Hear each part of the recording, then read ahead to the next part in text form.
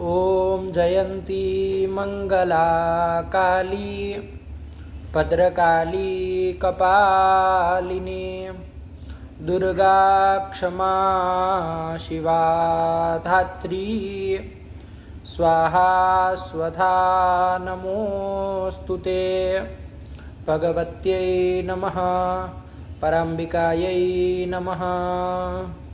चल निधाय हृदि विश्वेशं विधाय गुरुवन्दनं बालानां सुखबोधाय क्रियते तर्कसङ्ग्रहः अखिलागम संचारी श्रीकृष्णाख्यं परं महः ध्यात्वा गोवर्धनसुधीस्तनुते न्यायबोधिनी श्रीगणेशं नमस्कृत्य पार्वती शङ्करं परं मया चन्द्रजसिंहेन क्रियते पदकृत्यकम् यस्मादिदमहं मन्ये बालानामुपकारकं तस्माद्धितकरं वाक्यं वक्तव्यं विदुषा सदा। चलो चला जाए। पाठ लगाए आप लोग? समझ में आया? कोई दिक्कत? चलो क्या देखे अंतिम पाठ में बाबू? वायु का परिस्थित लक्षण देखे। वायु का क्या लक्षण कर दिया? बोलो एक साथ। समवाय संबंधावच्छिन्न रूपत्वावच्छिन्न रूपनिष्ठा ध्येयता निरूपिताधिकरणताश्रय वृत्ति द्रव्यत्व साक्षात् व्याप्य जाति शून्यत्वे सति समवाय संबंधावच्छिन्न स्पर्शत्वावच्छिन्न स्पर्शनिष्ठा ध्येयता निरूपिताधिकरणताश्रय वृत्ति द्रव्यत्व साक्षात् व्याप्य जातिमत्वं वायुर्लक्षणम्। कोई दिक्कत नहीं ना है? चलो आगे चला जाए। अब इसका हो गया ना वायु का निरूपण। चलो क्या आया आगे? शब्द गुणकम आकाशम। आकाशम। तो हम लोग द्रव्यों को देख रहे थे। कितने द्रव्यों को देख लिए वैदेही शरण? चार। कौन कौन? पृथ्वी जल तेज और वायु। वायु को देख लिए। अब पांचवा द्रव्य आ रहा है। कौन आ रहा है? आकाश है ना। तो आकाश भी द्रव्य है। तो भाई आकाश किसको कहते हैं, क्या कहते हैं? तो बताया। क्या बताया? शब्द गुणकम आकाशम। शब्द गुणकम आकाशम। शब्दो गुणो यस्य तत् शब्द गुणकम। शब्द है गुण जिसका। शब्द है गुण जिसका। किसका गुण है शब्द? आकाश का है। तो उसी को आकाश को कहेंगे शब्द गुणकम आकाशम। चलिए, तो शब्द गुण वाला जो है वही आकाश है। शब्द गुण पृथ्वी का नहीं ना है। शब्द कहाँ रहे? शब्द एक गुण है कि नहीं? पहले तो ये पता है कि नहीं पता है? कितने गुण हैं? एक गुण है। 24 गुण। 24 गुण है। सब कितने गुण है? एक शब्द गुण है। तो एक ही ना होगा, 5 तो थोड़ी ना होंगे। गुण कितने हैं पूछे तो? 24 गुण है। कौन कौन? रूप रस संख्या परिमाण पृथक्त्व संयोग विभाग परत्व अपरत्व गुरुत्व द्रवत्व स्नेह शब्द बुद्धि सुख दुख इच्छा द्वेष प्रयत्न धर्म अधर्म संस्कार संस्कार। ये 24 गुण है। उसमें एक शब्द आया कि नहीं आया? तो वो शब्द गुण है जिसका। शब्द गुण वाला जो है वो कौन है? आकाश है। शब्द गुणकम आकाशम। आया कि नहीं? वही लिखे शब्द गुणकम आकाशम। कौन समास किए? शब्द गुणकम में शब्दो गुणो यस्य तत् बहुरी समास किए। हाँ वही तो बहु कप प्रत्यय भी हो गया है, इसलिए शब्द गुणकम आकाशम। आकाश शब्द पुल्लिंग में भी चलता है, नपुंसकलिंग में भी चलता है। तो यहाँ आकाशम नपुंसकलिंग था, तो उसी के अनुसार विशेषण भी नपुंसकलिंग रखा शब्द गुणकम। आया कि नहीं आया? वरना शब्द गुणकः आकाशः ऐसे भी कर सकते हैं, कोई दिक्कत नहीं। चलो आया ना? चलिए, शब्द गुण वाला जो है वही हुआ कि क प्रत्यय हुआ है? क प्रत्यय उधर आया ना। समासांत प्रत्यय बहुव्रीहि में कप प्रत्यय है। शेषाद विपाशा बहुत सारे सूत्र हैं। तो समासांत प्रत्यय करने वाले उसमें यहाँ पर कप प्रत्यय हुआ है। ठीक हुआ? चलिए, तो शब्द गुणकम आकाशम हो गया। चलिए, तच्चैकम विभु नित्यम च। ठीक हुआ। लक्षण इसमें करना हो, पहले समझ आया कि नहीं आया? लक्षण क्या हो जाएगा आकाश का? शब्द गुणवत्वम है। शब्द गुणवत्वम। तुम क्या बोले? शब्द गुणवत्वम। अरे जैसे लिखा वैसे बोलोगे ना। कहाँ तुम लगा रहे हो अंड बंड? अरे शब्द गुण का आकाश हुआ तो उसमें रहने वाला असाधारण धर्म क्या होगा? शब्द गुणकत्व। हाँ, तो वही ना लक्षण हो जाएगा। कुछ जोड़ तोड़ मत करो। आया ना? क्या कर लोगे? शब्द गुणकत्वम आकाशस्य लक्षणम। बात वही है। शब्द गुणवत्वम कहना वही है। बात वही ना है कि शब्द गुण वाला जो है वो आकाश है। तो शब्द गुणवत्वम आकाशस्य लक्षणम, ये भी बोल लो तो कोई हर्जा नहीं है, लेकिन इनके अनुसार एकदम चले तो क्या बोलोगे? शब्द गुणकत्वम आकाशस्य लक्षणम। ठीक हो गया, कोई दिक्कत नहीं ना है, तो यही लक्षण हो जाएगा। ठीक, चलिए फिर क्या कह रहे हैं आगे? तच्चैकम विभु नित्यम च। अच्छा, वो आकाश जो है वो कितने प्रकार का है भैया? कितने हैं वो आकाश? तो कहा तच्च एकम, तच्च यानी आकाशम आकाशम च, आकाश जो है वो एकम, एक ही है ना, नाना प्रकार के नहीं है। नहीं है। आए कि नहीं? अच्छा, कोई कहेगा कि भाई घटाकाश, पटाकाश, मठाकाश कहते हैं ना, कि घट के अंतर्गत जो आकाश है, घटाकाश, पटाकाश, मठाकाश, तो अनेक प्रकार का हो गया ऐसे। तो कैसे कहेंगे ये कम? हम व्यवहार करते कि नहीं करते कि ये घटाकाश है, ये पटाकाश है, तो घटाकाश से पटाकाश भिन्न है, पटाकाश से घटाकाश भिन्न है, तो अनेक प्रकार का न हो गया। कैसे कह रहे ये कम? विषय के भेद से अलग। क्या? वो एक ही है, जब वो उसका जब घट टूट जाता है तो वो आकाश उसमें मिल जाता है, पर मिल जाता है मतलब अलग था तब मिल गया। ये कौन भाषा प्रयोग कर रहे हो? कौन कहा मिल गया? वो घट पट द्रव्य अलग है, लेकिन आकाश एक ही। आकाश एक ही है, बहुत सुंदर। औपाधिक भेद है ये घट पट मठ आदि उपाधियां जो है वो भिन्न भिन्न है बाबू, समझना बात को ध्यान से, है ना।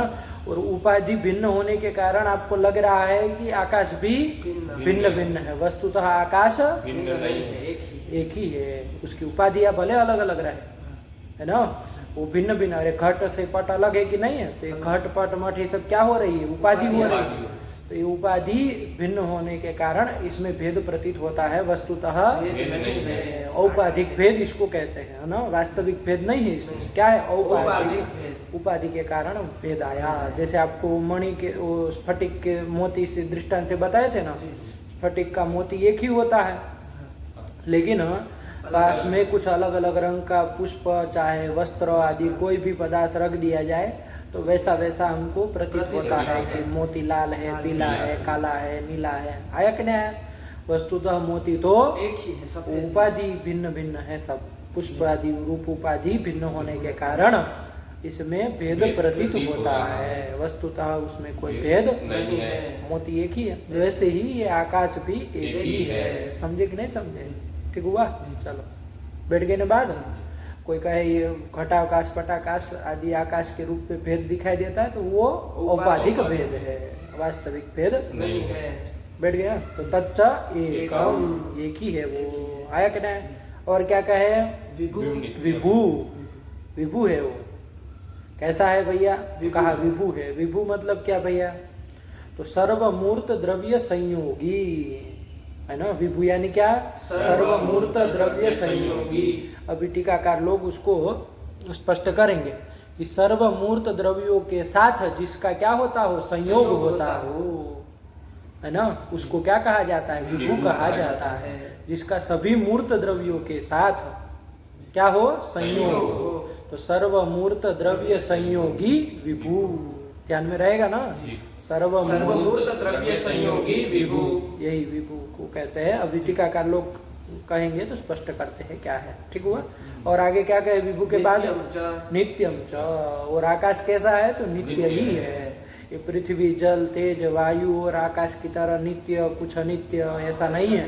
सारा का सारा आकाश क्या है? नित्य है। और वो एक ही है, विभु है। आया कि नहीं? नित्य, नित्य यानी वैदेशरण, जिसकी उत्पत्ति भी न हो, जिसका नाश भी न हो, है ना। ध्वंसा प्राग भावा प्रतियोगित्वे सति ध्वंसा प्रतियोगित्वम, यही नित्यत्वम है ना, है ना, यही ना नित्यत्व है। तो न ये ध्वंस का प्रतियोगी है, न प्राग भाव का प्रतियोगी है। प्राग भाव का प्रतियोगी नहीं है मतलब उसकी उत्पत्ति नहीं होती है। ध्वंस का प्रतियोगी नहीं है यानी उसका नाश नहीं होता। आया कि नहीं? ये नित्य है। समझ गए ना? चलो, नित्य की परिभाषा याद है? 3 ठो किए थे। क्या क्या किए थे? प्राग भावा प्रतियोगित्वे सति ध्वंसा प्रतियोगित्वम नित्यत्वम, ध्वंस भिन्नत्वे सति ध्वंसा प्रतियोगित्वम नित्यत्वम, प्राग भाव भिन्नत्वे सति प्राग भाव प्रतियोगित्वम नित्यत्वम। नित्यत्वम, बैठ गए बात जी। चलिए तो तीनों ध्यान तुमको याद है जी, बोलो प्रागभाव प्रतियोगित्वे सति ध्वंसा प्रतियोगित्वं नित्यत्वं ध्वंस भिन्नत्वे सति ध्वंसा प्रतियोगित्वं नित्यत्वं प्रागभाव भिन्नत्वे सति प्रागभाव प्रतियोगित्वं नित्यत्वं। कोई भी घटाएंगे तो घट जाएगा ना घट जाएगा। और वो बात वही है जिसकी उत्पत्ति भी ना हो जिसका विनाश भी ना हो वही ना तो न आकाश की उत्पत्ति होती है न आकाश का विनाश होता है इसलिए नित्य तो नित्यम च आया कि नहीं वही कहे पढ़ो शब्द गुणकम आकाशम तच्चैकम विभु नित्यम च। बैठ गया कोई दिक्कत नहीं ना है नहीं। ठीक चलो लक्षण क्या बोलोगे आकाश का शब्द गुणकत्वम आकाशस्य लक्षणम। शब्द गुण वाला जो है वो आकाश है शब्द गुण वाला आकाश ही न है शब्द गुण है कोई ना कोई द्रव्य में न रहेगा हाँ।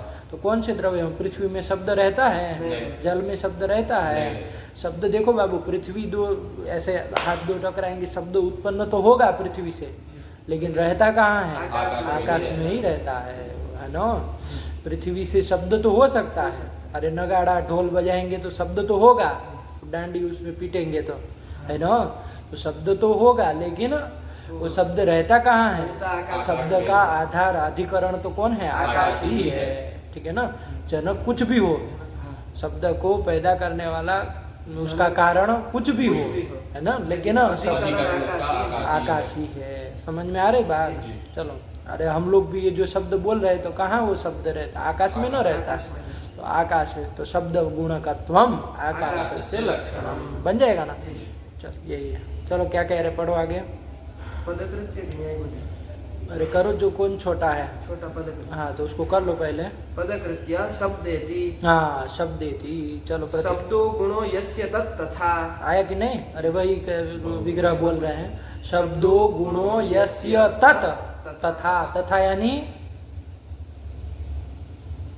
शब्द गुण वाला जो है वही तथा आकाश। शब्द गुणकम अरे विग्रह न बोल रहे हैं शब्दो गुणो यस्य तत् शब्द गुणकम आकाशम आया कि नहीं आया कि वही शब्द गुणकम है शब्द है गुण जिसका बहुरी समास है चलो वही बताएं और क्या है शब्दो गुणो नहीं यस्य आया तत् तथा आगे। जी क्या बोलो असंभव वारणाय शब्द गुण इत्युभयम् शब्द गुण क्या असंभव वारणाय असंभव वारणाय शब्द गुणेत्यभयम् क्या क्या क्या असंभव वारणाय शब्द गुणेत्यभयम्।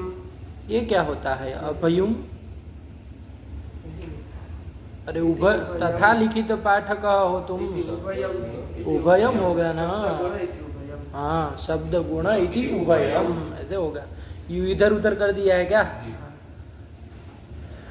उसका वो यू इधर और इधर यह कर दिया ऐसा किया है चलो बना लेना बना लो और न यही अंड बंड जीवन भर बोलते रहोगे अरे पाठ देख के आया करो क्या पढ़ना है क्या बोलो असंभव वारणाय शब्द गुण इति उभयम्। हाँ पद कृत्य कर रहा है तो किसका कर रहे हैं किस पद का कर रहे हैं शब्द गुणकम इसका हाँ उसमें किसका कर रहे हैं दोनों का एक दोनों का मतलब ये उभय को उभय का पद कृत्य है तो उभय ये दोनों हटा दे तो क्या बचेगा फिर लक्षण क्या बचेगा कुछ नहीं तो मतलब दोनों दोनों का एक साथ ही एक कर। साथ दोनों का एक साथ मतलब यदि शब्द रखे सिर्फ तो हाँ, भी असंभव हो जाएगा और सिर्फ गुण रखे तो भी असंभव हो जाएगा। ये कहना चाह रहे समझे ना जी।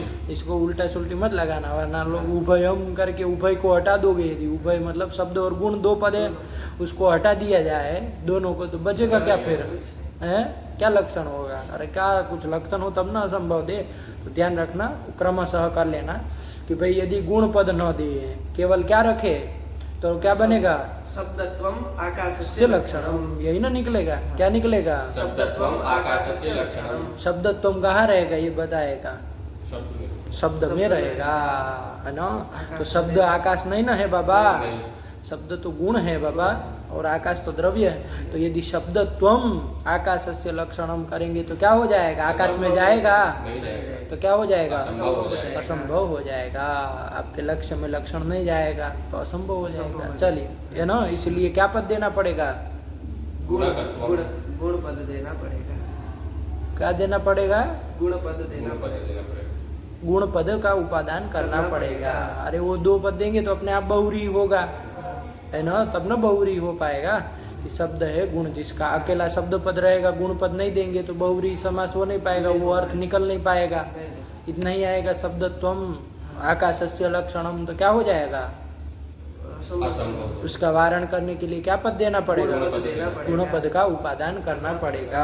आया कि नहीं? चलो, और गुण पद ही केवल रख ले तो गुणवत्वम आकाशस्य, गुणवत्वम हो जाएगा। सिर्फ गुण पद रखे तो लक्षण क्या बनेगा? वो कह रहा है गुण, नहीं, वो कह रहा है गुणवत्वम, तुम बोलो क्या बनेगा लक्षण? गुणकत्वम। गुण का, अरे बगलोल क कहाँ से तुमको फंस गया है? कप कौन सूत्र, कभी ऐसे ही अकेले पद में कप कौन क करेगा? समास की होने के बाद समास होगा बहुरी, तब न जाके कोई कप प्रत्यय करेगा। खाली गुण पद है तो समास है ही नहीं, और तुम क के पीछे कब से लगे हो? जब से चालू किए हैं। क क क क क का क्या मतलब समझ रहे हो तुम? अंड बंड बोल रहे हो, क्या लक्षण बनेगा? शब्द पद नहीं देंगे तो क्या? गुणत्वम आकाशस्य लक्षणम, गुणत्वम आकाशस्य लक्षणम, ये बन जाएगा। तो गुणत्वम कहाँ रहेगा? गुण में गुण में रहेगा। गुण में रहेगा, 24 गुणों में रहेगा, आकाश में रहेगा। तो क्या हो जाएगा? असंभव हो जाएगा।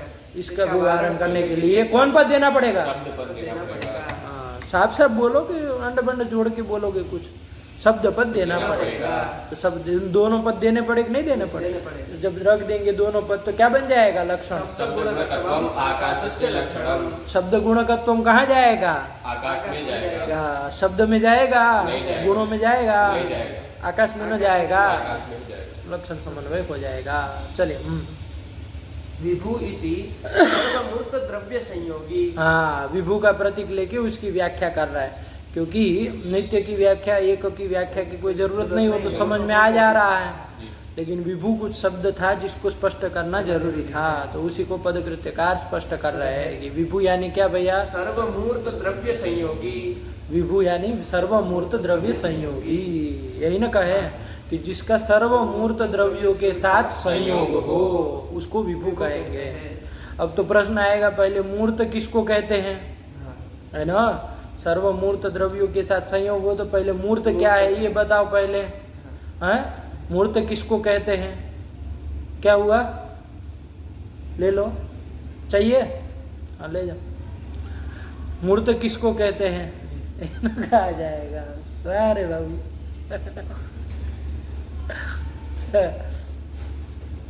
ले जाओ भाई, ले जाओ। हाँ, है ना? मूर्त किसको कहते हैं? तो ध्यान रखना बाबू, मूर्त तो आप लोग क्या समझते हैं मूर्त से? अब बाबा हल्ला मत करिए, कोई शांति से ले जाइए। मूर्त किसको कहते हैं अपने से बताइए, क्या लग रहा है? मूर्त यानी क्या समझ में आ रहा है? जो मर जाता है वो मूर्त है? मूर्त जिसका नाश हो जाता हो, नष्ट हो जाता हो, वो मूर्त है, ऐसा नहीं बाबू। मूर्त का मतलब मूर्तत्वम च क्रियावत्वम, याद रहेगा? मूर्तत्वम च क्रियावत्वम, क्रिया वाला जो होता है उसको मूर्त कहते हैं। किसको? क्रिया वाले जो होता है उसको मूर्त कहते हैं। मूर्त कहते हैं। क्रियावत्वम मूर्तत्वम, मूर्तत्वम च क्रियावत्वम, बस एक इतना ध्यान रखेंगे तो हो जाएगा। अब बताओ जरा, क्रिया वाले कौन कौन होते हैं? विचार कर लिया जाए। क्रिया वाला होगा तो कोई ना कोई द्रव्य न होगा। क्रिया कर्म कहाँ रहता है? द्रव्य में रहता है। अब कौन कौन द्रव्य में क्रिया रहती है देख लो जरा, क्रिया वाले द्रव्य कौन कौन है? वही सब मूर्त कहलाएंगे। और कौन कहलाएंगे? जरा कितने द्रव्य है आपके? 9 द्रव्य। उसमें देख लो कौन कौन क्रिया वाले हैं। सबसे पहला है पृथ्वी। पृथ्वी में क्रिया होती है कि नहीं होती है? कटपट आदि जितनी भी पृथ्वी है क्रिया होती है। तो क्रियावत्वम चला गया तो वो भी मूर्त है ना? चाहे वो परमाणु रूपा पृथ्वी हो चाहे कार्य रूपा पृथ्वी हो, नित्य अनित्य के साथ लेना देना नहीं है बाबू। ये मूर्त मतलब ऐसे नाश होने वाला जो है वो नहीं, ऐसा अर्थ मत लगाना। क्रिया वाला जो है वही मूर्त है। तो पृथ्वी में क्रिया रहती है तो पृथ्वी मूर्त है। जल में क्रिया होती है, जल भी बहता है, नहीं बहता है, जाता है आता है, तो वो भी मूर्त है। फिर तेज, तेज में क्रिया होती है वो भी मूर्त है, रहती है ना क्रिया तेज में। फिर कौन है? वायु। वायु में क्रिया होती है तो वो भी मूर्त है ना? आकाश में क्रिया होती है? नहीं। आकाश में कोई क्रिया नहीं होती, वो मूर्त नहीं कहलाएगा। फिर आकाश के बाद कौन है? काल। अभी तक कितने हुए मूर्त? 4 कौन कौन? जल तेज और वायु। वायु, ये आपके मूर्त हुए, क्रिया वाले हुए। अब आगे देखा जाए, आकाश में नहीं ना है, नहीं। फिर क्या आया? काल। काल। काल में क्रिया होती है? नहीं नहीं ना होती है, नहीं। काल में कोई क्रिया नहीं ना होती है, नहीं। इसलिए वो भी मूर्त नहीं है। फिर दिक दिक, दिक में कोई क्रिया होती है? नहीं होती। नहीं होती है, वो भी मूर्त नहीं। फिर आत्मा आत्मा, आत्मा में कोई क्रिया होती है? नहीं, नहीं, आत्मा में नहीं। कोई क्रिया नहीं। नहीं होती है। अरे कहते हैं ना आत्मा आया गया, नहीं। आत्मा में कोई क्रिया नहीं। नहीं होती है।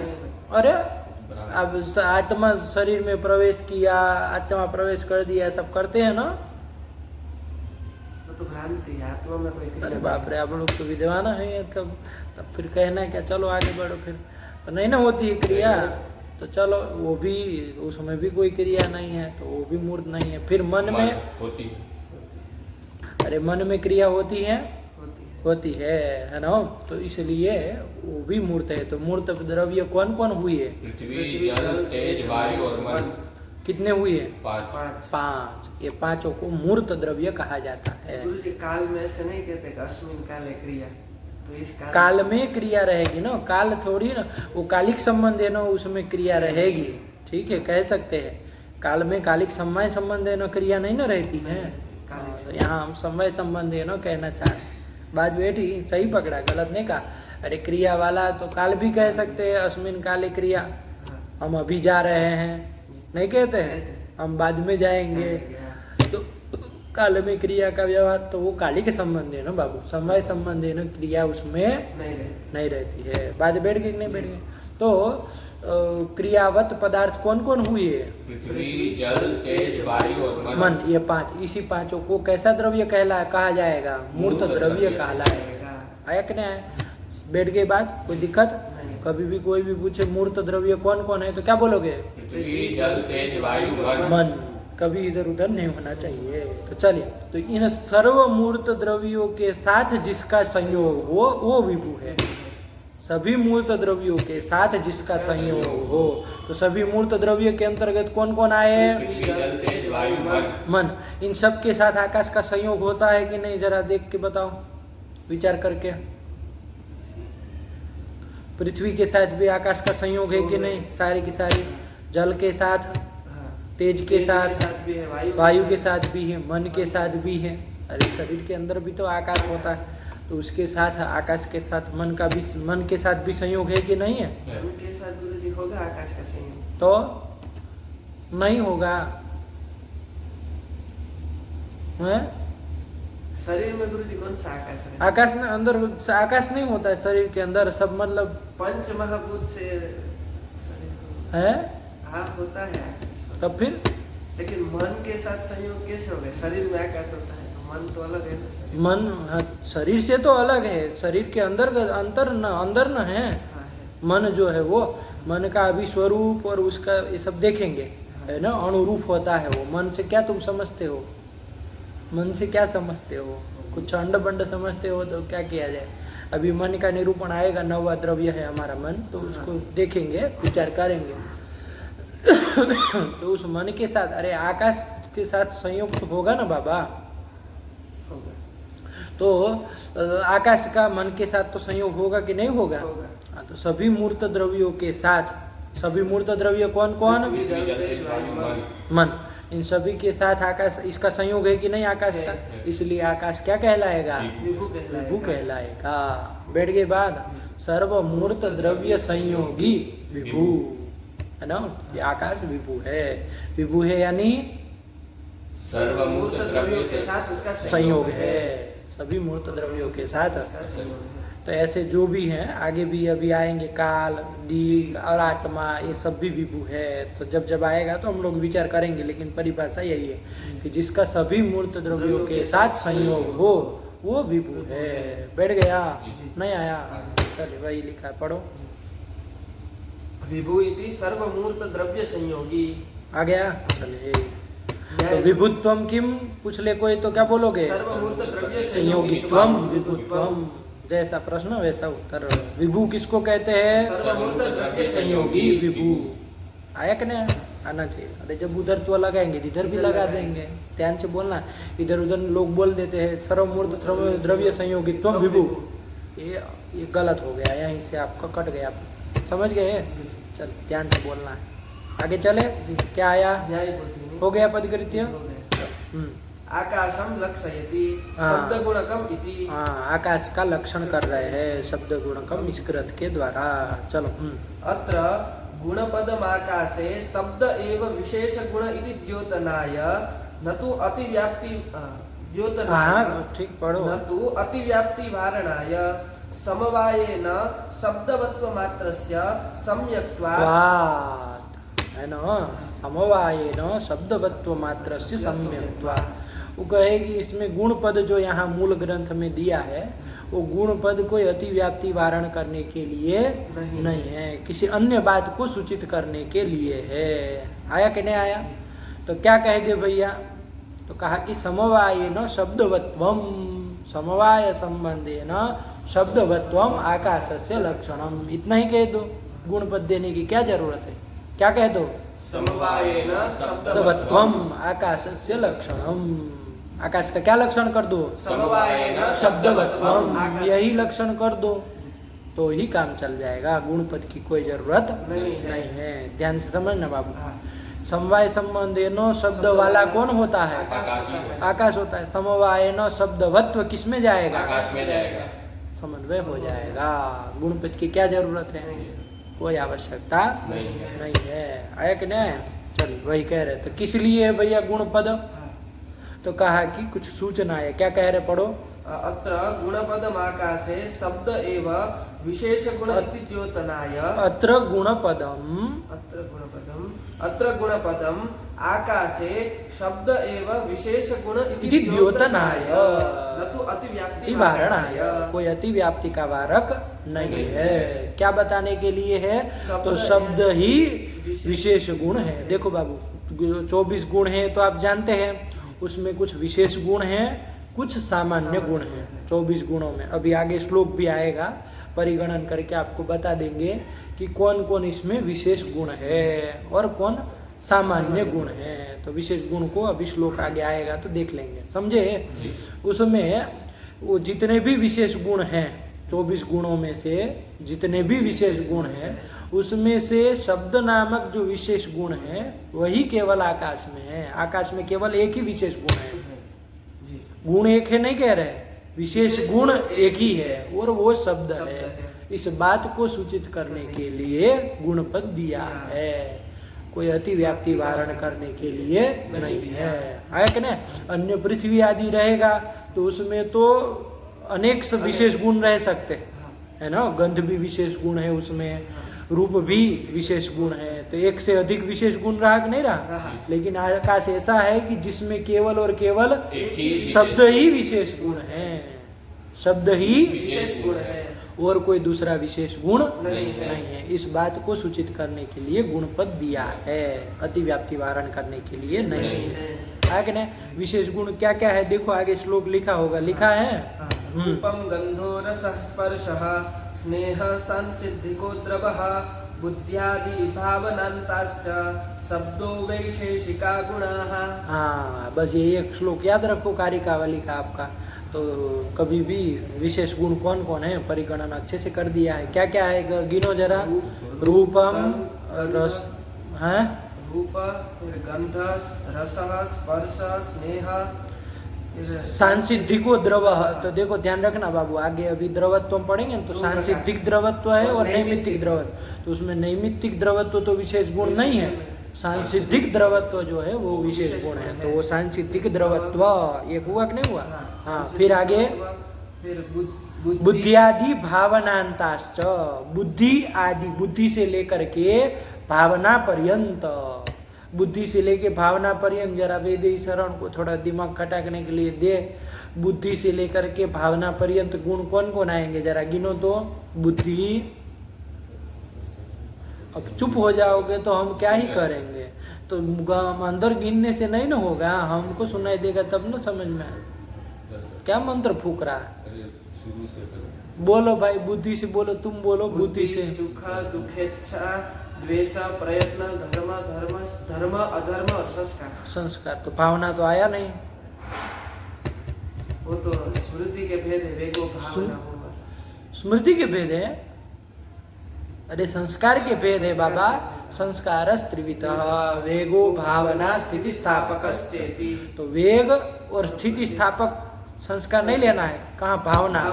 भावना के जो संस्कार है तो उसको लेना है। तो कहाँ से लेके, बुद्धि से लेके भावनाख्य संस्कार पर्यंत। जरा गिनो तो कितने हुए बुद्धि से लेके। द्वेष बुद्धि सुख दुख इच्छा द्वेष प्रयत्न धर्म अधर्म और भावनाख्य संस्कार, भावना ही कहे तो उसको कितने हुए, 9 हुए। ये सब भी विशेष गुण हैं। आया क्या पंक्ति है, बुद्धियादि भावनांताश्च, बुद्धि से लेकर भावनांत मतलब भावना पर्यंत, ये सब भी।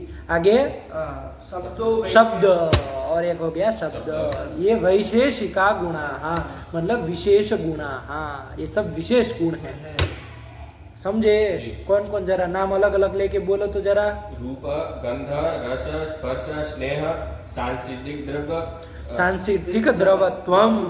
एक शब्द दिए तो उसको पकड़ना भी आना चाहिए, मूल ग्रंथ याद नहीं है।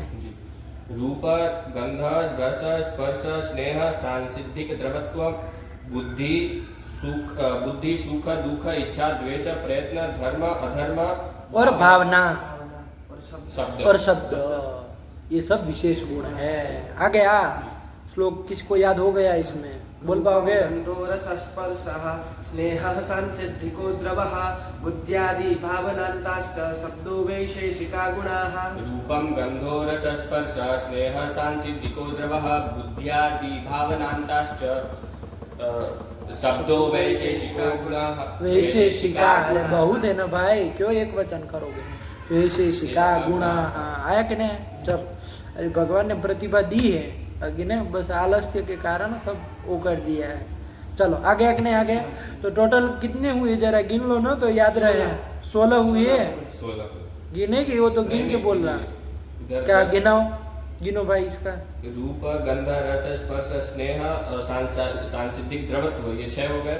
6 उधर पूर्वार्ध में आ गए। उत्तरार्ध में उधर बुद्धि आदि भावना कितने हैं, 9 तो 9 6 15 और शब्द 1 16, तो टोटल 16।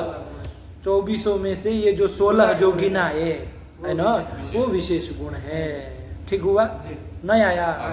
तो इसमें से, इन विशेष गुणों में से शब्द ही एक विशेष गुण आकाश में है ना। रूप देख लो, कोई दूसरा कोई गुण रहता है क्या आकाश में। रूप रहता है, फिर क्या है, गंध रहता है, नहीं रहता।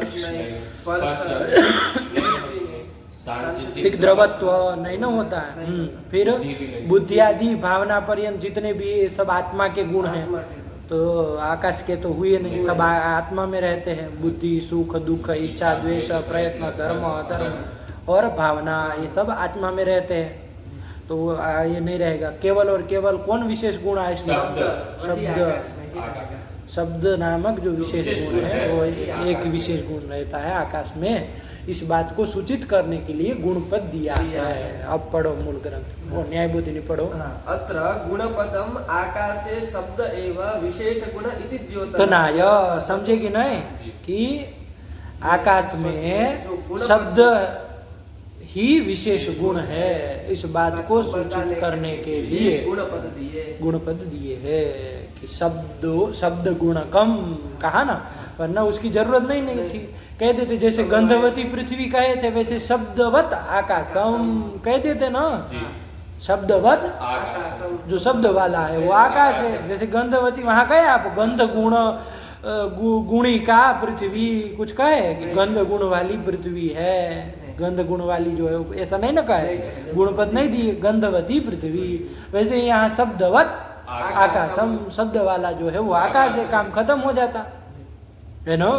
गुणपद देकर के क्यों स्वरूप बता रहे हैं, शब्द गुणकम क्यों कह रहे, ये बात बताने की शब्द ही गुण है, जिसका गुण यानी विशेष गुण है जिसका। आया कि नहीं, इस बात को बताने के लिए बैठ गई बात। चलो पढ़ो पढ़ो पढ़ो। अत्र गुणपदम आकाशे शब्द एव विशेष गुण इति द्योतनाय न तो अतिव्याप्ति कारणाय समवायेन शब्दवत्व मात्रस्य सम्यक्त्वा त्वात्, क्योंकि इतना लक्षण ही सम्यक है, ठीक है, काम चल जाएगा। क्या? समवाय संबंधेन शब्दवत्वम आकाशस्य लक्षणम। समवाय संबंधेन शब्द कहाँ रहता है? आकाश में रहता है। शब्दवत्व किसमें जाएगा? आकाश में जाएगा। लक्षण समन्वय हो जाएगा। समवाय न संबंध का भी निवेश कर दिए, चूंकि समवाय न नहीं कहते, केवल शब्दवत्वम आकाशस्य लक्षणम कहते तो काल में अतिव्याप्ति हो जाती, क्योंकि जब जगत का आश्रय है तो शब्द का भी कालिक संबंध है ना आश्रय हो जाएगा, नहीं हो जाएगा? तो शब्दवत्व काल में हो जाएगी अतिव्याप्ति, है ना? तो इसका वारण करने के लिए संबंध का भी निवेश करना पड़ेगा। तो समवाय संबंधेन शब्दवत्वम आकाशस्य लक्षणम, इतना लक्षण करने से ही काम चल जाएगा। वही कह लग गया ना? कोई दिक्कत नहीं? पढ़ लो। समवायेन शब्दवत्व मात्रस्य सम्यक्त्वा त्वात्। रूपं गन्धो रसः स्पर्शः स्नेहः संसिद्धिको द्रवः बुद्ध्यादि भावनान्ताश्च शब्दो वैशेषिका गुणाः। ये विशेष गुण कौन कौन है उसको भी बता दिए, याद रहेगी कारिका? एक बार बोल लो बिना रूपं गन्धो रसः स्पर्शः स्नेहः संसिद्धिको द्रवः बुद्ध्यादि भावनान्ताश्च शब्दो वैशेषिका गुणाः। टोटल कितने हैं? 16 चलो।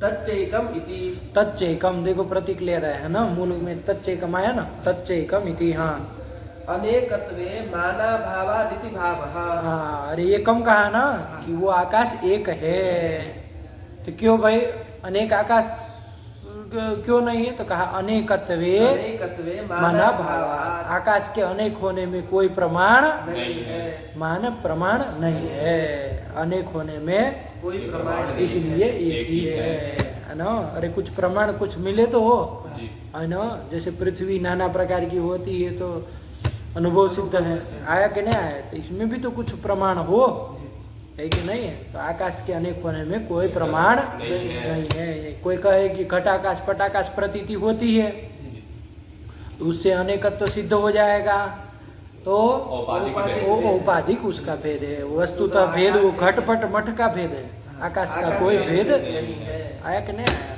तो वो उसमें प्रमाण नहीं होगी। चलो आया कि नहीं? चलो अनेकत्वे मानाभावात् इति भावः। हो गया ना? चलो विभु इति। विभु इति, अब ये भी विभु की व्याख्या करेंगे। क्या कह रहे विभु? सर्वमूर्त द्रव्य संयोगित्वम विभुत्वम। वही कह रहे, सर्वमूर्त द्रव्यों के साथ जिसका संयोग हो वो विभु है। चलो मूर्तत्वम च क्रियावत्वम। हाँ, इन्होंने स्पष्ट किया भैया मूर्त किसको कहते हैं, उन्होंने तो नहीं ना कहा था पदकृत, लेकिन जाने ना वही है मूर्तत्वं च क्रियावत्वम, जो क्रिया वाला द्रव्य है वही मूर्त है। कौन कौन होते हैं? पृथ्वी जल तेज वायु मन। कितने? 5। ये 5 ही मूर्त द्रव्य है। पढ़ो पढ़ो। मूर्तत्वं च क्रियावत्वम पृथिव्यप तेजो वायु मनसि मूर्तानि। देखो परिगणन भी कर दिए, है ना? क्योंकि क्रिया वाले यही ना सब है। पृथ्वी क्या क्या बोल रहे हैं? पृथिव्यप तेजो वायु मनांसी, वही ना 5 है। पृथ्वी अप तेज वायु मन, इसी को मूर्त कहते हैं। हाँ चलो। हाँ पृथिव्यप तेजो वायवाकाशेति पंचकम भूत पदवाच्यम। हाँ, मूर्त का कर दिया, भूत पदार्थ का भी निरूपण कर दे रहे, जबकि यहाँ पर वस्तुतः उसका उपयोग नहीं ना है। कोई जरूरत क्या है? भूत का कोई शब्द आया था क्या? भूत पद? अरे उसमें विभू का निरूपण में मूर्त शब्द तो आया था, तो द्रव्य संयोगित तो मूर्त आया, तो मूर्त बताना जरूरी था। भूत पद तो आया नहीं था, लेकिन उसी प्रसंग में मूर्त के प्रसंग में भूत का भी निरूपण कर दे रहे हैं। भूत पदार्थ क्या है, तो किसको कहते, कौन कौन भूत है बताओ तो? क्या बोले? पृथिव्यप तेजो वायवाकाशेति पंचकम भूत पदवाच्यम। ये 5 को भूत कहते हैं। देखो मूर्त और भूत में कभी उलझना नहीं। मूर्त कहते हैं जो क्रिया वाला है वो मूर्त है, और कौन कौन है वो 5? पृथ्वी जल तेज वायु मन, इसको मूर्त द्रव्य कहते हैं। आया कि नहीं? भूत किसको कहते हैं? तो पंचभूत कहते हैं ना हम लोग, तो वही पंचभूत पदवाच्य क्या है? पृथ्वी जल तेज वायु और आकाश। आकाश। देखो पृथ्वी जल तेज और वायु, ये 4 तो वही है। 5वां कौन लिया? आकाश। आकाश। इन सबको क्या कहा जाता है? इन पांचों को भूत कहा जाता है। नहीं कहते पंच महाभूत, पंचभूत शब्द प्रयोग हम लोग करते हैं लोक में भी, तो वो यही पांच है। तो ये भूत पद वाच्यम, भूत पद के वाच्य अर्थ यही है। कौन कौन? पृथ्वी जल तेज वायु आकाश। आकाश। आया कि नहीं? अच्छा, भूत किसको कहते हैं? ये तो आपने ये बताया कि भूत पद वाच्य कौन है ना? भूत पद से किस किस भूत कहते किसको है? क्यों वो भूत नहीं है? अरे काल, दिग, आत्मा, मन, ये सब भूत क्यों नहीं है? भूत की कुछ परिभाषा होगी ना, भूत का क्या लक्षण स्वरूप कुछ बताएंगे ना, तो उसको अब आगे बताएंगे। क्या कह रहे हैं? पढ़ो। पृथिव्यप तेजो वायवाकाशेति पंचकम भूत पद वाच्यम। ये तो भूत पदार्थ कौन कौन है ये बताया है ना। अब क्या बता रहे? भूत की परिभाषा दे रहे। क्या कह रहे? पढ़ो। भूतत्वम नाम बहिरिंद्रिय ग्राह्य विशेष गुणवत्वम। ये भूतत्वम आया कि नहीं? बहिरिंद्रिय ग्राह्य विशेष गुणवत्वम भूतत्वम। ध्यान रहेगा। मूर्तत्वम क्या है? मूर्तत्वंच क्रियावत्वम। क्रियावत्वम। क्या अंड बंड बोलने जा रहे थे? अरे निकला तुम्हारा कुछ? अरे दूसरा जा रहा था बोलने कुछ है तो बोल दिया, तो पलट दिए। चलो, अरे मूर्तत्व क्या है? क्रियावत्वम। हाँ, मूर्तत्वम क्रियावत्वम। ऐसे ही भूतत्वम क्या कह रहे हैं? भूतत्वम नाम बहिरिंद्रिय ग्राह्य विशेष गुणवत्वम। बहिरिंद्रिय से ग्राह्य जो विशेष गुण है ना, बहिरिंद्रिय से ग्राह्य विशेष गुण, और विशेष उस विशेष गुण वाला जो होगा उसको भूत कहेंगे। आया कि नहीं? अब सबसे पहले तो इंद्रिया कितनी है? ये वैदेही शरण से पूछे कितनी इंद्रिया है? 6। कौन कौन? जरा क्रम से नाम बताओ। रसना चक्षु त्वक श्रोत्र मन। श्रोत्र और मन। श्रोत क्या होता है? श्रोत्र श्रोत्र और मन, ये है ना। इसमें जरा बता दो बहिरिंद्रिय कौन कौन है? घ्राण, रसना, चक्षु, त्वक, श्रोत्र। श्रोत्र, ये 5 ही बहिरिंद्रिय है। मन जो है वो बाबू अंतर इंद्रिय है, समझे?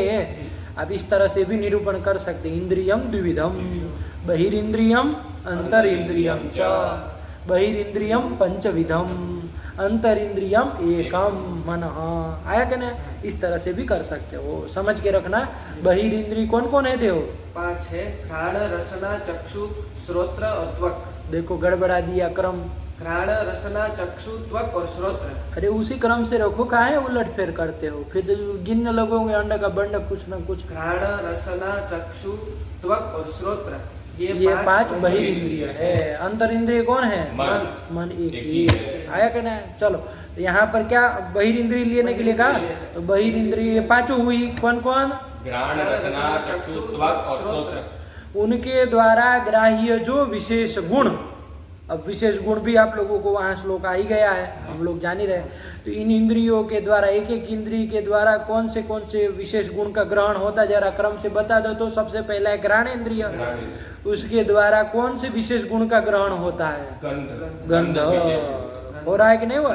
अरे उसमें विशेष गुण में भी आना चाहिए, ध्यान रखना। गुण सामान्य नहीं कह रहे, विशेष गुण। बहिरिंद्रिय से ग्राह्य जो विशेष गुण, तो सबसे पहली बहिरिंद्रिय कौन ली? घ्राण। उससे ग्राह्य विशेष गुण क्या हुआ? वो विशेष गुण गंध वाला कौन है? ये गंध वाला कौन होता है? पृथ्वी।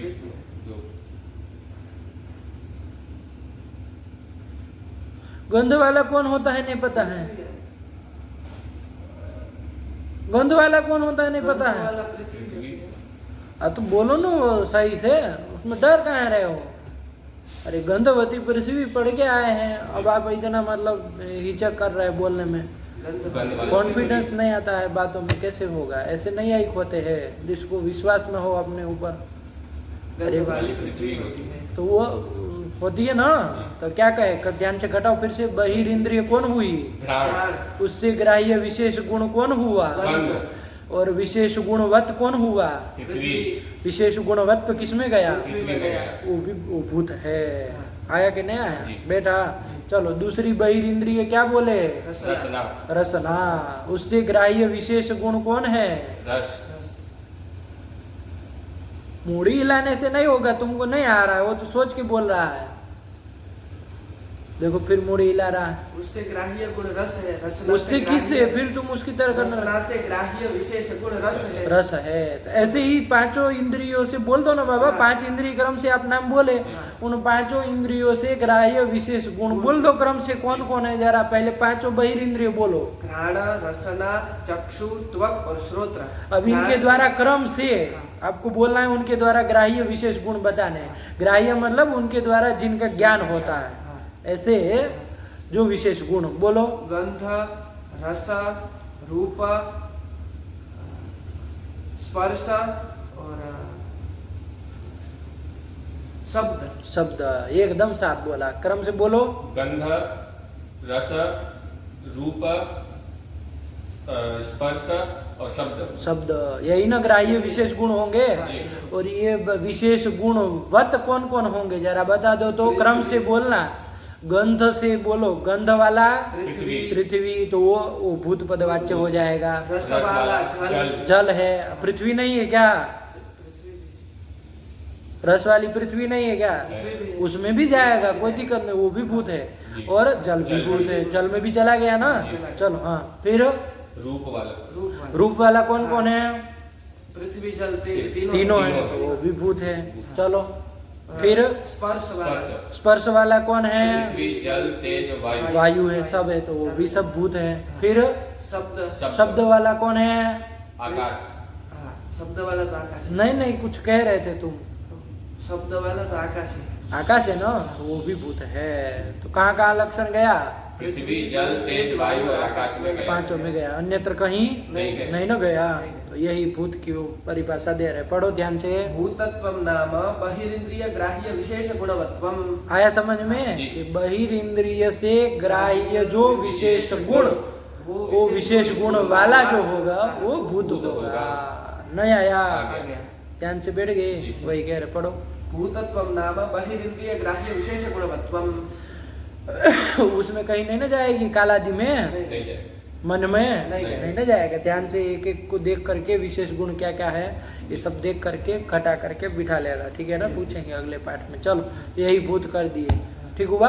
तो 5 भूत है, 5 मूर्त है। 5 भूत कौन कौन? पृथ्वी, जल, तेज, वायु, आकाश। और 5 मूर्त कौन कौन? पृथ्वी, अब तेजो, वायु, मनावसी। हाँ, आया कि नहीं आया? अलग अलग भी बोलना आना चाहिए। पृथ्वी, जल, तेज, वायु और मन। मन आया कि नहीं? और मूर्त किसको कहते हैं? क्रियावत्वम, मूर्तत्वम। हम कह रहे मूर्त क्रिया किसको कहते हैं? और कह रहा है मूर्तत्व क्रियावत्वम। पंक्ति क्रिया हमको वाले बता। को मूर्त कहते हैं। हाँ, ये बोलो, आया कि नहीं आया?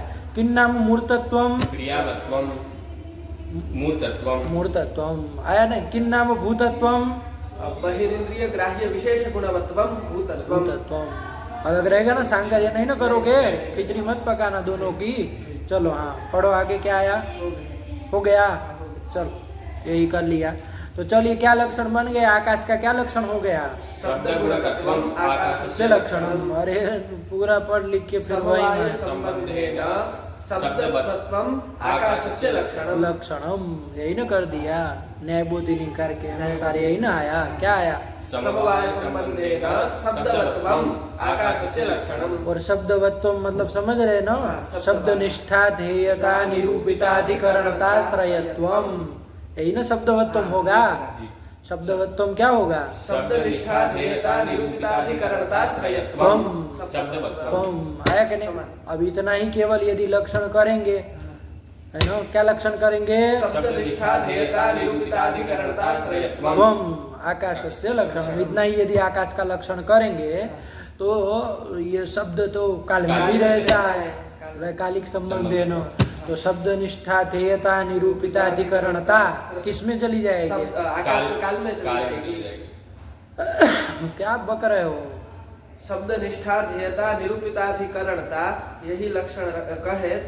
ये यही पूरा लक्षण ये है कि शब्द निष्ठा, ध्येयता, निरूपिता, अधिकरणता, श्रयत्वम आकाशस्य लक्षणम। तो शब्द ये निष्ठा, लक्षण है। हाँ, यही लक्षण रखे। शब्द आकाश से लक्षण में भी लक्षण प्रविष्ट है। नहीं, ये तो मतलब ये लक्षण आकाश का है। तो पहले तुम शब्दनिष्ठा ध्येयता निरूपिताधिकरणताश्रयत्वम, हाँ। ये आकाश का लक्षण हो गया। अब ये लक्षण कहे कि शब्दनिष्ठा ध्येयता निरूपिताधिकरणता किस में जाएगी, तो काल में हो जाएगा, काल में जाएगी, क्योंकि शब्द से शब्दनिष्ठा आधेयता का अधिकरण, आधेयता का अधिकरण। शब्दनिष्ठा, अरे आधेयता का तो अधिकरण बाबा शब्द न होगा। शब्दनिष्ठ आधेयता का अधिकरणता, जिसमें शब्दनिष्ठ आधेयता की अधिकरणता, आधेयता की अधिकरणता, आधेयता तो बाबा शब्द में न रहेगी। अरे शब्द आधेय है तो आधेयता किस में रहेगी? आधेयता से निरूपित अधिकरणता। ये बोलो, आधेयता की मत बोलो। अरे आधेयता का तो अधिकरण बाबा शब्द न होगा, आधेयता का अधिकरण आधेय न पदार्थ होगा, आधेय, समझो।